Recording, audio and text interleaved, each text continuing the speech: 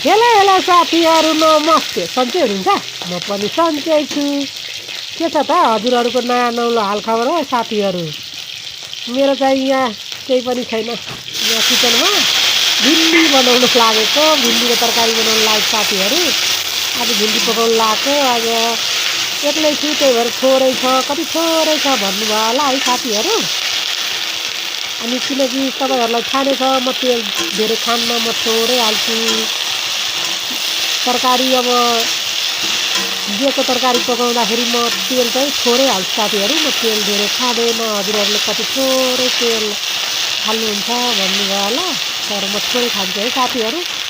अब हजुरहरूलाई धेरै मनपर्छ भनेर धेरै खानुहोस् होइन, मलाई थोरै मनपर्छ। अनि म यहाँ भिन्डी भुट्न लागेको छु, जिरा फुराएर अनि लसुन अनि अदुवा के भन्छ अरे जिराको धुलो धनियाँको धुलो हालेर यहाँ भुटभाट पार्न लागेको छु क्या साथीहरू।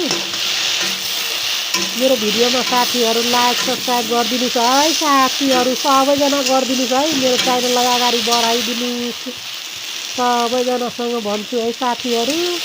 सबैजना मिलेर मेरो च्यानललाई अगाडि बढाइदिनुहोस् है साथीहरू। म यहाँ भिन्डी पकाउन लागेको छु। हजुरलाई भिन्डी मनपर्छ? धेरै यो चिप्लो हुन्छ नि साथीहरू, हजुरलाई चिप्लो मन नपऱ्यो भने कागती हालिदिनु, चिप्लो हुँदैन। मलाई त चिप्लो भयो भने मनपर्छ है। गोलभेर हालेर यसरी भुट्यो, केही चाहिँदैन, सट भात जान्छ, दाल पनि चाहिँदैन। हजुरहरूलाई मनपर्छ कि पर्दैन?